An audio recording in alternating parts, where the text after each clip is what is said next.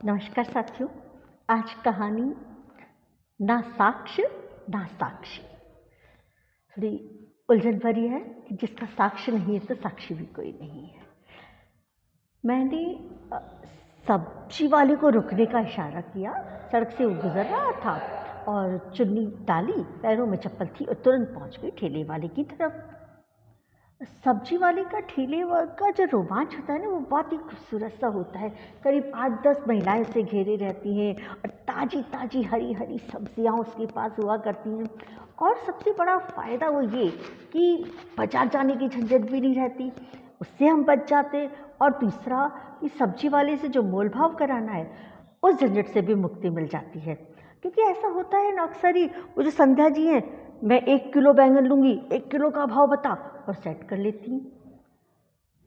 अलका जी हरी सब्जी का भाव सेट कर लेती हैं और रेणुका तो जब देखो तब टमाटर के भाव ही सेट करती रहती हैं, तुरंत सेट कर लेती हैं। नहीं, इससे ज़्यादा नहीं देंगे, इससे ज़्यादा नहीं देंगे। और फिर लेना जिसको जितना हो, कोई तो पाव भर ही लेता है, जितना बच गया 1 किलो में से फिर कहेंगे मेरी तरफ देखेंगे और मेरी तरफ की जो टोकरी है उसमें कहते हैं डाल दे इसमें। क्योंकि ऐसा, मुझे किसी भी सब्ज़ी से कोई बैर नहीं, मुझे सारी सब्जियां चल जाती हैं। थोड़ी बहुत कमी पेशी तो मैं आपस में मिक्स करके भी कर लेती हूँ। तो सब बड़े रौब से कहती हैं डाल दे इसकी टोकरी में, और बड़े मेरी तरफ देखती है, ये बहुत बड़ा उपकार कर दिया। और मैं भी बेचारी पूछ ही लेती हूँ, ठीक है कितने पैसे दे रहे हैं। इतने में मुझे ऐसा महसूस हुआ कि कोई पुरुष की दृष्टि मेरे चेहरे पर जमी है। मैंने मुड़कर देखा, पहले इग्नोर किया, फिर दोबारा देखा तो फिर भी लगा कि नहीं, वो तो लगातार ही मुझे घूरे जा रहा है। मैंने दोबारा मुड़कर देखा तो उसकी तो निगाहें अभी तक मेरे चेहरे से हट ही नहीं रही थी। और उसने जैसे ही मेरी निगाहें मिली उसकी तरफ, उसने तुरंत ही पूछा, आप पायल हैं? मेरी स्वीकारोक्ति पाते ही बोला, पायल, सदर बाजार अलवर। मुझे तो लगा अरे नाम के तो पूरा मेरा एड्रेस तक पता है इसको, तो कौन हो सकता है। अब मेरी आंखों के आगे कुछ और प्रश्न झूल गए थे। मैं सुहास पंचोली हूँ। तुम शायद मुझे भूल चुकी हो। बचपन में इतनी छोटी सी थी जब साक्षी के साथ हमारे घर आया जाया करती थी। और ये बचपन की एक झलक तो मेरी भी आंखों के आगे तंगी। ओह सुहास अंकल, नमस्ते अंकल, नमस्ते। यहाँ कैसे? हाँ बताता हूँ, तुम्हारा घर यही है? जी बस यही है। हाँ हाँ आइए ना, सामने वाला ही घर है। मैंने कहकर सब्जी की टोकरी उठाई और अपने घर की तरफ बढ़ गई। वो भी मेरे साथ आ गए। सुहास अंकल चुपचाप मेरे पीछे पीछे आए और ड्राइंग रूम में मैंने उनको बैठाया और सब्जी की टोकरी रखने मैं रसोई में चली गई। सुहास अंकल तो बड़े स्मार्ट से हुआ करते थे, पर आज तो ये बड़े अस्त व्यस्त से दिख रहे हैं। पैरों में भी चप्पल है, जबकि ये तो इनके तो फुटवियर हमेशा स्मार्टली हुआ करते थे। ड्रेसिंग सेंस गजब का था इनमें तो। कहीं ये कोई और तो नहीं। ये ख्याल आते ही ना मैं घबरा गई। तुरंत टोकरी वहीं पटके तुरंत ड्राइंग रूम में आई। वो खामोशी से आंखों पर हाथ रखे ड्राइंग रूम में बैठे थे। मुझे देखते हुए बोले, अच्छा हुआ तुम दिखाई दे गई। मैं काफ़ी समय से तुमसे मिलना चाह रहा था, बहुत ज़रूरी बात करनी है तुमसे। क्या बात है अंकल, आप कुछ परेशान से दिखाई दे रहे हैं? हाँ परेशानी की तो बात है ही, मगर वो फिर चुप हो गए और अपनी चप्पलों को निहारने लगे। अंदाज वही, आवाज़ वही, पर हाँ बात बात पर जो चौंकने वाली जो आदतें थी उनकी, वो आज नहीं थी। वो जो स्मार्टनेस थी वो नहीं थी चेहरे पे। मैंने शांत भाव से पूछा, आपके लिए पानी ले आऊं? हाँ, एक जग भर कर लाना, कहकर उन्होंने ठंडी सी आह भरी। चेहरे पर कोई भाव न थे। हालांकि दर्द के चिन्ह जो थे वो स्पष्ट रूप से दृष्टिगोचर तो हो रहे थे। मुझे उनके बारे में जानने में कोई विशेष दिलचस्पी तो न थी, मगर आज उनका मेरे घर में बैठे होना मेरी जिज्ञासा को बढ़ा अवश्य रहा था। पानी से भरा जग लेकर जब मैं लौटी तो तुरंत उन्होंने पानी के लिए हाथ बढ़ा दिए। ऐसा लगा मानो बरसों से प्यासे हों। मुझे उनकी दयनीय हालत पर तरस भी आ रहा था। आप कुछ ज़्यादा ही परेशान हैं अंकल, क्या बात है बताइए, शायद मैं कुछ मदद कर सकूं। हाँ, तुम्हें देखते ही तो मुझे भी एक मदद मिलने की उम्मीद जगी है, क्योंकि साक्षी से तुम्हारे सहयोगी दृष्टिकोण के बारे में कई बार सुना था। बहुत तारीफ सुनी है साक्षी के मुझ से तुम्हारी। फिर वो चुप हो गए, बोले कि समझ नहीं आता कहाँ से शुरू करूँ। आप स्पष्ट रूप से कहिए अंकल, आप क्या कहना चाहते हैं। मैंने झट से कह दिया। उन्होंने बड़े विश्वास से चेहरा ऊपर उठाया और निगाहें मेरे चेहरे पर जमाते हुए बोले, मुझे साक्षी के बारे में आपसे बात करनी है।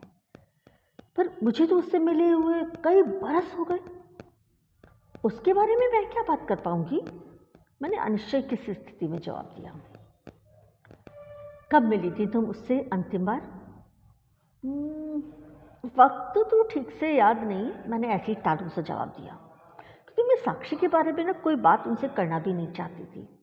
क्योंकि जहाँ तक मुझे जानकारी है कि साक्षी की तबाही में सुहास पंचौली सबसे माकूल शख्सियत है। सब याद आते ही ना बस एक वितृष्णा सी हो गई मुझे, और अपने आप में भी कोफ्त हुई कि क्यों मैंने इनको अपने घर में बुलाया। अरे क्या पड़ी थी मुझे इन्हें बुलाने की। उन्होंने कहा, तुम्हें पता है साक्षी अब इस दुनिया में नहीं। क्या? हाँ, उसका कत्ल हो चुका है और इल्ज़ाम मुझ पर आ गया है। उन्होंने धीरे धीरे शब्दों को चबाते हुए कहा, आपने नहीं किया कत्ल? तो फिर किसने किया कत्ल? क्या आप उसे जानते हैं? मैंने ऐसे ही निरर्थकता प्रश्न कर दिया। हाँ जानता हूँ, पर कोई ठोस सबूत मेरे पास नहीं है। उनकी आवाज़ में कंपन था और चेहरे पे एक तरह की बेचारगी सी थी। मुझे अच्छी तो नहीं लगी, पर क्या करती। गुस्सा सा आया, मैं ऐसे ही टॉन्ट में बोल पड़ी, इसका मतलब है कि आप उसकी तबाही मात्र के जिम्मेदार हैं, मौत के नहीं। मेरी आवाज़ में कुछ कटुता सी आ गई थी। हाँ, ये कटु सत्य है जो मुझे अब बर्बाद कर रहा है। मैंने सदैव साक्षी को आबाद करना चाहा, उसकी आबादी चाहिए, प्रयत्न भी किए, मगर वो बर्बाद होती गई। उसकी खुशहाल जिंदगी चाहिए, पर वो बर्बादी में बदल गई। पता नहीं वो कैसे वो ज़िंदगी से आज़ाद हो गई और मैं ज़िंदगी में कैद होकर रह गया। बड़े ही दार्शनिक अंदाज में उन्होंने कहा, और जो निगाहें खिड़की से झांकते आकाश की तरफ केंद्रित कर ली। कुछ देर हमारे बीच कोई वार्तालाप न हुआ, फिर एकाएक जग में रखा पानी पूरा एक साथ वो गटक गए। गला तर होते हुए पुनः बोले, तुम भी साक्षी की अच्छी दोस्त रही हो, क्या उसके हत्यारे को सजा दिलवा पाने में मेरी मदद करोगी? मैं अवाक सा उनका चेहरा देखती रह गई। क्या जवाब दूं? कुछ समझ नहीं आया। फिर कुछ सोचकर बोली, मैं सच्चाई को जाने बगैर तो कोई वादा नहीं कर सकती आपसे। मुझे तो उसकी मृत्यु का समाचार भी अभी जस्ट आपसे ही मिला है, और हमें अलवर छोड़े भी काफ़ी वर्ष बीत चुके हैं। दोबारा कभी वहाँ जाना ही नहीं हुआ, तो यह हादसा कब हुआ, कैसे हुआ, मुझे कुछ नहीं पता। क्या आप बताएंगे? कल 2 माह पूरे हो जाएंगे इस दुर्घटना को, मगर लगता है जैसे कल की ही बात हो। करीब 6 माह पहले उसने मुझे इस दुर्घटना की संभावना के बारे में बताया भी था। बड़ी मुश्किल से ढाढ़स बताया था उसको मैंने तब। उसके नवजीवन को लेकर कुछ विचार रखे थे, कुछ योजनाएं भी थीं, पर उन पर अमल हो पाता उससे पहले ही अचानक हादसा हो गया। आपको किस पर शक है? मुझसे पूछे बगैर न रहा गया। उसके छोटे भाई टीटू पर उन्हें स्पष्टता के साथ जवाब दिया। एक के बाद एक तीसरा रहस्य उद्घाटित हुआ था मेरे सामने। मेरे कानों पर मुझे विश्वास न हुआ, सगा भाई भी कोई ऐसा कर सकता है। सोचकर ये रूह कांप गई, कहीं ये श्रीमान खुद तो झूठ नहीं बोल रहे। और शक का कीड़ा ना मेरे भी भीतर कुलबुलाने लगा, तो एक अनजाना सा डर मेरे भीतर भी छा गया। अरे क्या जरूरत थी मेरे को इससे आंखें मिलाने की? देख रहा था तो देख रहा था, मैंने क्यों देखा इसकी तरफ और क्यों इसको बुलाया? मैं भी बेवकूफ़ हूँ, कहीं ऐसा ना हो इसके चक्कर में फिर मर जाऊँ। हे ईश्वर, मुझे सद्बुद्धि दे, मुझे संभालना। मैं तेरे आश्रय हूँ, मुझे नेक राह पे चलने में मददगार रहना ईश्वर। इतने में कॉलबेल की चिड़िया चहक उठी। मैंने तेजी से उठकर दरवाजे खोले। वहाँ पारिक साहब सपरिवार मौजूद थे। उनके अभिवादन की बजाय मैंने ईश्वर का शुक्रिया अदा किया। चलो कुछ समय को ही सही, एक मुसीबत टली तो सही अभी। फिर आगंतुक परिवार को मैं सीधे ड्राइंग रूम में लेकर आई, बैठाया। उन्हें देखते ही सुहास अंकल खड़े हो गए। उनने भी सभी का सौम्यता के साथ अभिवादन किया और फिर मेरी तरफ मुखातिब होते हुए बोले, अच्छा पायल, अभी तुम मेहमानों के साथ बैठो, बातें करो, मैं फिर कभी दोबारा आ जाऊंगा, क्योंकि मुझे बड़ी लंबी बात करनी है और गंभीर बात करनी है साक्षी के बारे में। खैर, मैंने भी बड़ी राहत की सांस ली, क्योंकि अभी मैं कुछ समझ नहीं पा रही थी और तुरंत ही ड्राइंग रूम में बैठने के बजाय रसोई में चली गई, क्योंकि मैं भी बड़ी अजीब सा फील कर रही थी। ठंडा पानी एक गिलास भर के पिया, तब जाके कुछ चैन आया। और फिर फटाफट 5-6 गिलास कांच के भरे ट्रे में रखे और तेजी से ड्राइंग रूम की तरफ आने के लिए रुक किया, पर हड़बड़ाहट के मारे कांच के गिलास आपस में टकरा कर गिर गए और टूट गए। मुझे समझ नहीं आ रहा था कांच के गिलास समेटूं या दूसरे गिलास में पहले ले जाके पानी दे दूं ड्राइंग रूम में। फिर मुझे लगा नहीं, मुझे थोड़ी देर रुक कर कांच समेट लेना चाहिए, क्योंकि मुझे अभी सामान्य होने में टाइम लगेगा। उन लोगों को भी समझ में आ जाएगा कि मैं कुछ बेचैन हूँ, तो मैं सामान्य हो जाऊँ तभी उनके पास जाऊँ, वो ज़्यादा बेहतर होगा। मैंने धीरे धीरे कांच के टुकड़े समेटने शुरू किया, पर एक टुकड़ा हाथ में लग गया और मेरी आंखों से अश्रुधारा बह रही। समझ नहीं पाई कि यह कांच की गिलास के टूटने का दुख था, कांच का टुकड़ा हाथ में लगने का दुख था, या साक्षी की मौत का दुख था, या सुहास अंकल के मेरे घर आ जाने का दुख था। सच कुछ नहीं पता मुझे, मैं कुछ भी महसूस नहीं कर पा रही थी। मेरा शरीर भीतर से कांप रहा था, मेरे आंसू बह रहे थे। खैर, कुछ ही समय में दूसरे गिलास में पानी लेकर मेरे मेहमानों के सामने थी। सामान्य बातचीत के साथ चाय नाश्ता हुआ और उनकी विदाई तक तो मैं अपने आप को सामान्य बनाए रखी। पर हाँ, उनके जाते ही मुझे पुनः बेचैनी ने घेर लिया।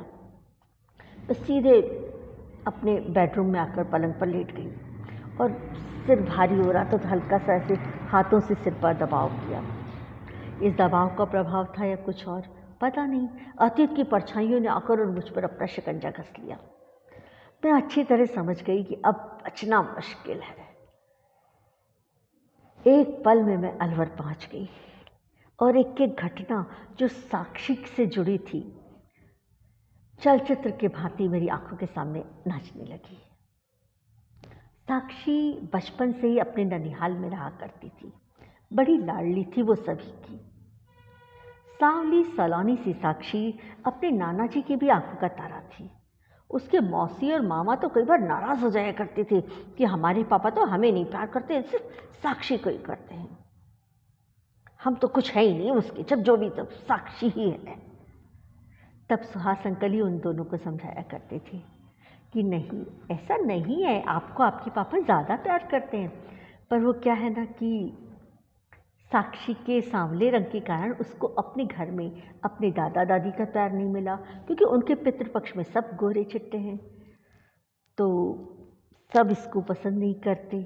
और 5 वर्ष की उम्र से ही इसकी आंखों पर एक मोटा सा चश्मा और चढ़ गया, तो नाना जी को उस वजह से भी थोड़ी सी इनकी चिंता रहती है।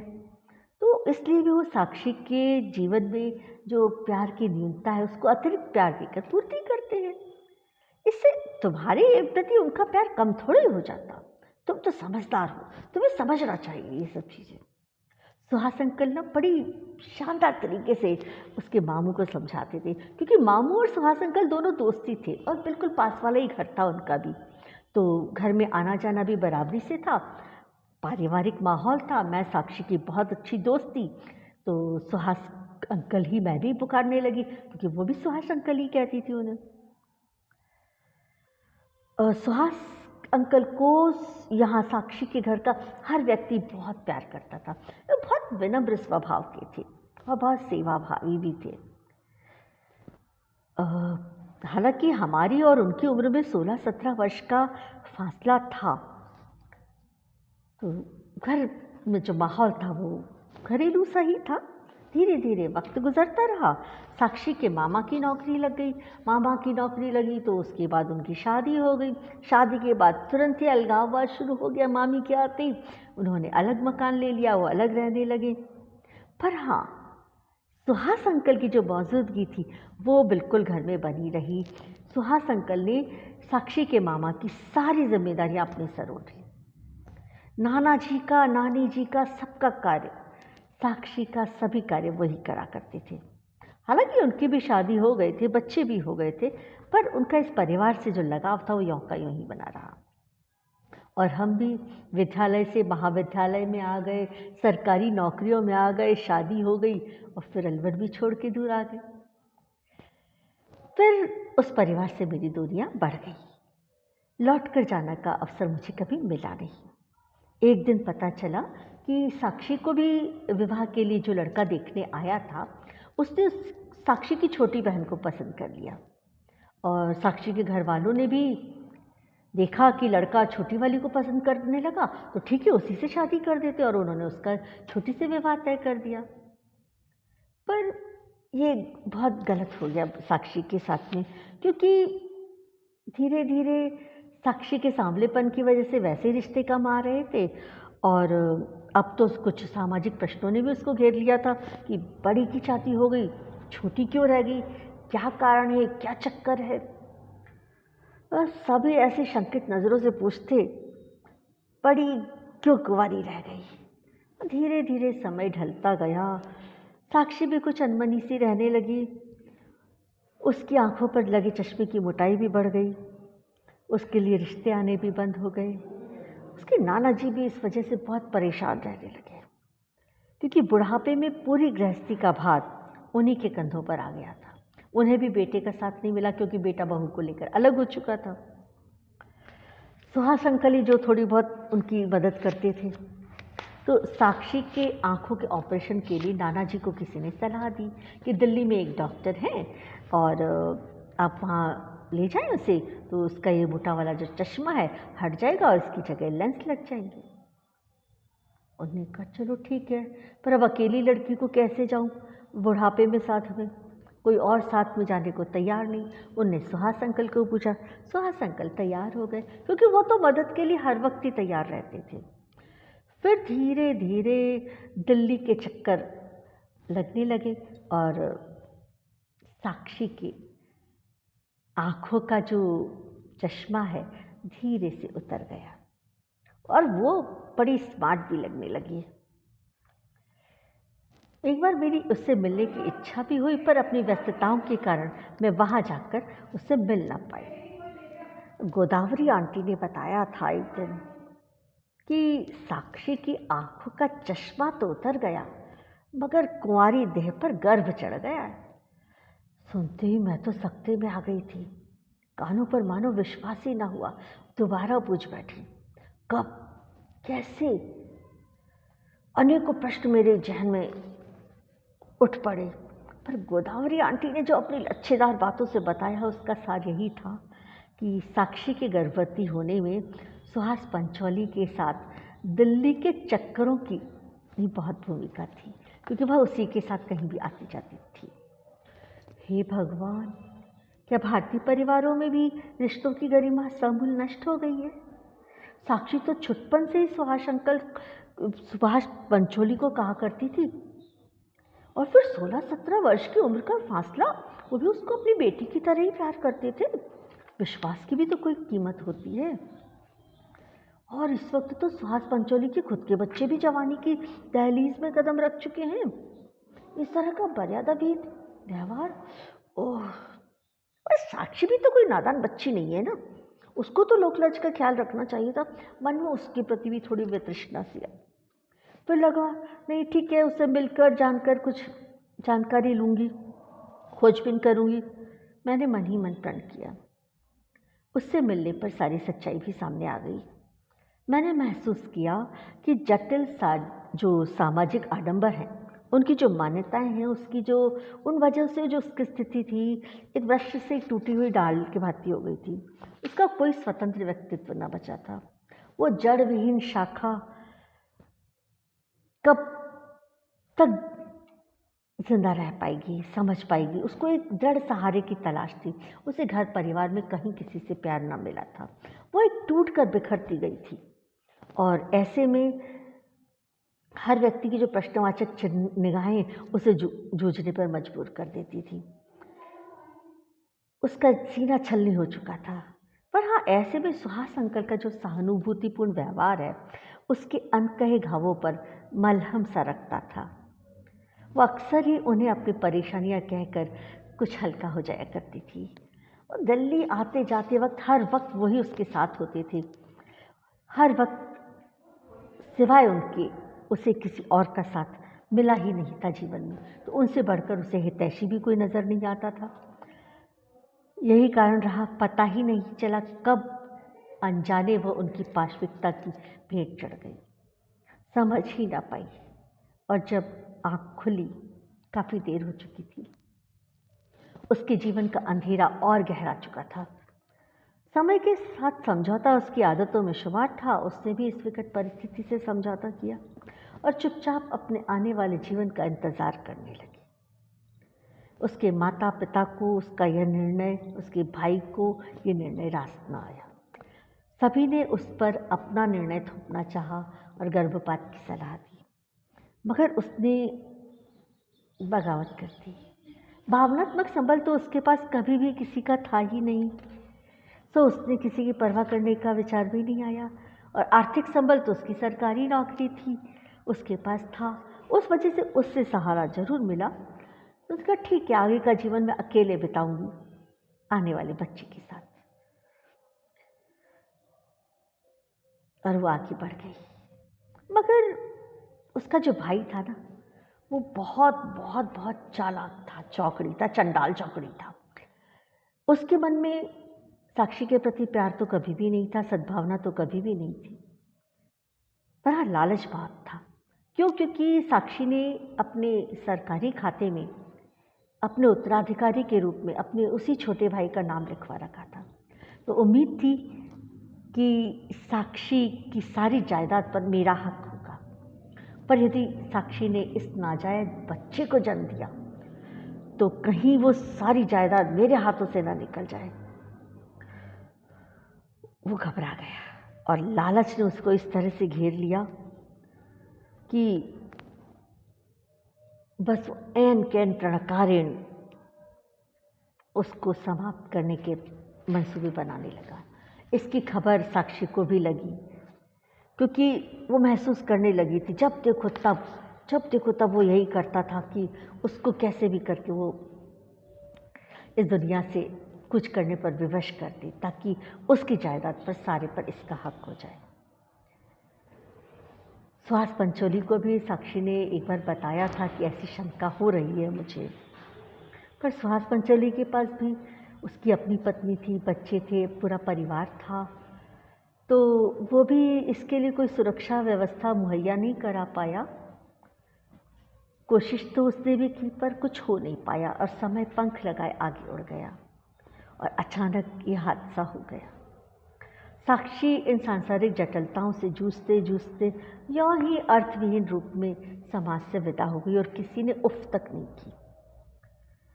पुरुष प्रधान समाज में स्वतंत्र नारी का स्वतंत्र व्यक्तित्व टिक भी न पाया। हर तरह वो छली गई। उसके घर वालों को भी उसके भाई की करतूतों का एहसास था, शक था, पर उन्होंने अपने होठ सिल लिए। क्योंकि उनको, साक्षी के घर वालों को, बेटी की मौत बचाना बेटे की बदनामी से अधिक आसान लग रहा था। ये घटना जो थी समाज के लिए अनेकों अनुत्तरित प्रश्न छोड़कर मात्र दुर्घटना बनकर रह गई।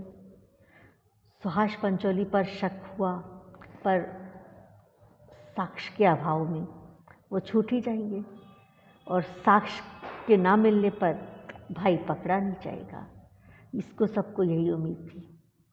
हकीकत जैसे ही मेरे सामने आई, मुझे लगा कि साक्षी की आत्मा ही ना सुहास पंचोली के रूप में मेरे सामने आई है और मुझसे मदद की उम्मीद कर रही है। मेरा मानव मन दृढ़ प्रतिज्ञा कर बैठा कि हाँ, मुझे उसका साथ देना चाहिए, दोषी को सज़ा मिलनी चाहिए। पर बस यही मैं मात खा गई, क्योंकि मैंने अपने घर वालों से भी उस विषय पर मदद की उम्मीद कर डाली। मगर मेरे घर वालों के आदेश ने मुझे, खबरदार, जो आज के बाद तुम सुहास पंचोली से मिली तो ना तो तुम उससे मिलोगी, ना इस विषय में कभी दोबारा कोई बात उठाओगी, ना किसी घटना का कोई साक्षी है, ना कोई साक्ष्य है। भूल जाओ साक्षी को, इसी में खैर है तुम्हारी। वरना जिस तरह साक्ष्य के अभाव में साक्षी मिट गई, हमें भी तुम्हारे अस्तित्व को मिटाने में देर ना लगेगी। ये जुमला मुझे रुकने पर मजबूर कर गया। न साक्ष्य रहा, न साक्षी। नमस्कार।